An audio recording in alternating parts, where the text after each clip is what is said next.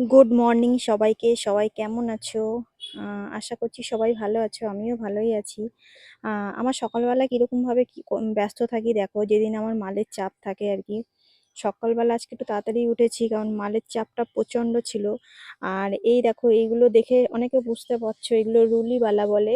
তো অনেক বালা এসেছিল, কিছুটা আমি মানে কমপ্লিট করতে দিয়ে দিয়েছি যারা আমার কাছে কাজ করে, আর কিছুটা ছিল যেগুলো আমি তোমাদেরকে দেখাচ্ছি।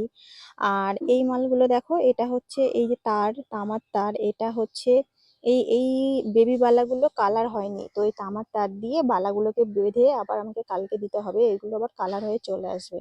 তারপরে তো বলেছি যে ওগুলোর কি সাইজ বুঝে বুঝে এক জোড়া করে প্যাকেট করে দিতে হয়।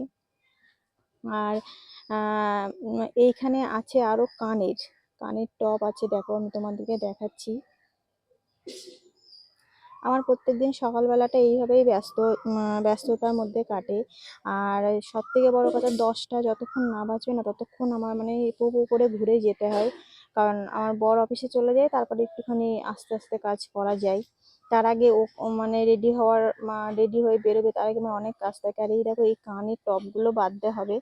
এইগুলো হচ্ছে কি যে সব কালকের মধ্যে জমা দিতে হবে, প্রচুর মাল ঢুকেছে, সামনে পুজো আসছে না, ওই জন্য কাজের চাপটা একটু বেড়ে যাচ্ছে। আর যেহেতু বাড়ির বউ, কিছু বাড়ির কাজ করে এগিয়ে নিচ্ছিলাম আর কি। অনেক বাসন ছিল আজকে, প্রচুর বাসন। তো ওগুলো আর কি মাজবো। তারপরে আজকে মার্কেটে যাব, একটু দেরি করেই যাব। আর আমাদের এই গাছটা বলেছিলাম না আগের একটা ভিডিওতে, যে এটা চেরি গাছ 5 বছর ধরে রয়েছে, কিন্তু এই লাস্ট এই বছরেই আমাদের চেরি গাছে দুটো একটা করে ফল হচ্ছে। 4টে 5টা ফল পেকে গেছে, যেগুলো পেরেছিলাম এখনো 4টে 5টা ফল গাছেই পাকা আছে। আর প্রচুর বাসন আছে এখানে, এই বাসনগুলো তাড়াতাড়ি করে মেজে নেবো আমার মেয়ে ওঠার আগে। তারপরে